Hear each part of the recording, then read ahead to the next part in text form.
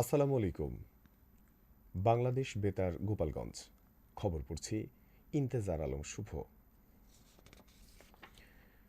শরীয়তপুরে কৃষক কার্ড, কৃষিঋণ মওকুফ এবং হাম বিষয়ে প্রামাণ্যচিত্র প্রদর্শনের মাধ্যমে সচেতনতামূলক কার্যক্রম অনুষ্ঠিত হয়েছে। গতকাল বুড়িরহাট এলাকায় জেলা তথ্য অফিসের উদ্যোগে এ আয়োজন করা হয়। এতে সভাপতিত্ব করেন জেলা কর্মকর্তা শাহিন হোসেন। অনুষ্ঠানে রুদ্রকর ইউনিয়নের চেয়ারম্যান সিরাজ ঢালিসহ স্থানীয় গণ্যমান্য ব্যক্তিবর্গ উপস্থিত ছিলেন। প্রামাণ্যচিত্রে কৃষক কার্ডের সুবিধা, কৃষিঋণ মওকুফ ও হামের লক্ষণ প্রতিরোধ সম্পর্কে বিস্তারিত তুলে ধরা হয়। বিভিন্ন বয়সী দর্শকদের স্বতঃস্ফূর্ত অংশগ্রহণে অনুষ্ঠানটি প্রাণবন্ত হয়ে ওঠে। দর্শকরা জানান, এ ধরনের আয়োজন থেকে তারা গুরুত্বপূর্ণ তথ্য পেয়েছেন। স্থানীয়রা মনে করছেন, এমন উদ্যোগ গ্রামীণ জনগণের মধ্যে সচেতনতা বৃদ্ধি এবং জ্ঞান বিস্তারে গুরুত্বপূর্ণ ভূমিকা রাখছে। শরীয়তপুরের নড়িয়া উপজেলায় গ্রাম আদালত সক্রিয়করণ প্রকল্পের আওতায় ৭টি ইউনিয়নে সাইনবোর্ড স্থাপন করা হয়েছে। স্থানীয় পর্যায়ে বিচার ব্যবস্থা সহজ, দ্রুত এবং জনগণের দোরগোড়ায় পৌঁছে দিতে এ উদ্যোগ নেওয়া হয়। ঘড়িসার, ভোজেশ্বর, ঝপসা, নশাসন, রাজনগর, চরাত্রা ও চামটা ইউনিয়নে এসব সাইনবোর্ড স্থাপন করা হয়। এ সময় উপস্থিত ছিলেন প্রকল্পের উপজেলা সমন্বয়কারী মোহাম্মদ ইকবাল জামিল সহ সংশ্লিষ্ট কর্মকর্তারা। উপজেলা অফিস জানায়, গত কোয়ার্টারে নড়িয়ায় ১০৬টি মামলার মধ্যে ১০৩টি নিষ্পত্তি হয়েছে।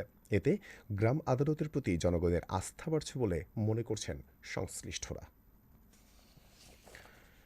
মাদারীপুরের ডাসার উপজেলার পশ্চিম বনগ্রাম যুব উন্নয়ন সংগঠনের উদ্যোগে প্রায় ২ কিলোমিটার সড়ক, একটি গণকবরস্থান ও একটি ঈদগাহ মাঠ পরিষ্কার পরিচ্ছন্ন করা হয়েছে।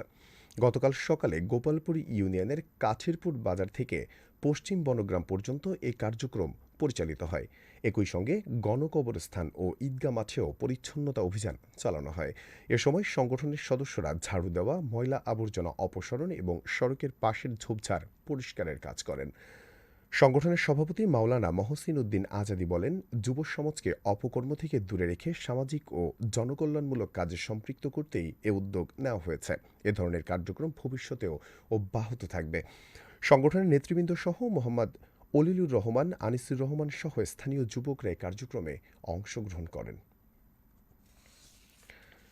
গোপালগঞ্জে হামের উপসর্গ নিয়ে গত ২৪ ঘণ্টায় ২৫০ শয্যা বিশিষ্ট জেনারেল হাসপাতালের আইসোলেশন ওয়ার্ডে ১৭ শিশু ভর্তি হয়েছে। গতকাল দুপুর ১টা পর্যন্ত আইসোলেশন ওয়ার্ডের ২০ বেডে হামের উপসর্গে ১৯ শিশু চিকিৎসাধীন রয়েছে। এর মধ্যে ১৮ জন শিশু ওয়ার্ডে ও একটি শিশু কেবিন রয়েছে। গোপালগঞ্জ ২৫০ শয্যা বিশিষ্ট জেনারেল হাসপাতালের তত্ত্বাবধায়ক ডাক্তার জীবিতেশ বিশ্বাস বলেন, এ পর্যন্ত আমাদের হাসপাতাল থেকে ৩৫টি নমুনা সংগ্রহ করে ঢাকা পাঠানো হয়েছে। এর মধ্যে ৮টি নমুনার রিপোর্ট আমরা হাতে পেয়েছি। এ রিপোর্টে ৬ জন শিশুর দেহে হাম শনাক্ত হয়েছে। হাম শনাক্ত শিশুরা সুস্থ রয়েছে। এখন পর্যন্ত এ হাসপাতালে হামের উপসর্গ নিয়ে কোনো রোগী মৃত্যুবরণ করেননি। মাদারীপুরের পৌর শহরে সংঘবদ্ধ চোরচক্রের দুঃসাহসিক চুরির ঘটনা ঘটেছে। গতকাল ভোরে একটি মিনি ট্রাক ব্যবহার করে শহরের ৩টি ব্যবসা প্রতিষ্ঠানে লুটপাট চালানো হয়। এ সময় ইজিবাইকের ব্যাটারি, কেমিক্যাল ও ওয়েল্ডিং রড সহ প্রায় ৩৫ লাখ টাকার মালামাল নিয়ে যায় চোর চক্রটি।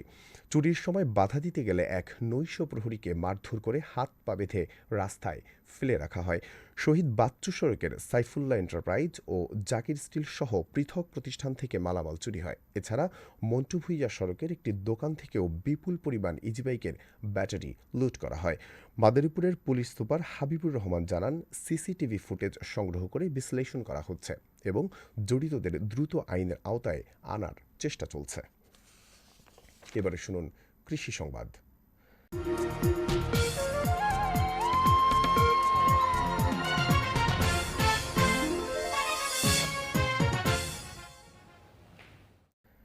চলতি রবি মৌসুমে নড়াইল সদর উপজেলায় ২,৪৯৫ হেক্টর জমিতে খেসারির চাষ করা হয়েছে। উপজেলা কৃষি সম্প্রসারণ অধিদপ্তর জানায়, উপজেলায় মৌসুমে ২,৮২০ হেক্টর জমিতে খেসারি চাষের লক্ষ্যমাত্রা ছিল। চাষ হয়েছে ২,৪৯৫ হেক্টর। এবছর ২,৬৬৯ মেট্রিক টন খেসারি উৎপাদনের লক্ষ্যমাত্রা ধরা হয়েছে। খেসারি চাষের জন্য সদর উপজেলা কৃষি সম্প্রসারণ অধিদপ্তর কৃষকদের মাঝে প্রয়োজনীয় বীজ, সার, কীটনাশক সহ কৃষি উপকরণ সরবরাহ করছে। এছাড়া সরকারি ও বাণিজ্যিক ব্যাংকগুলো কৃষকদের মাঝে প্রয়োজনীয় কৃষি ঋণ বিতরণ করছে। আগামী মৌসুমে চাষাবাদ আরও বাড়বে বলে আশা সদর উপজেলা কৃষি বিভাগের। সবশেষে আবহাওয়া।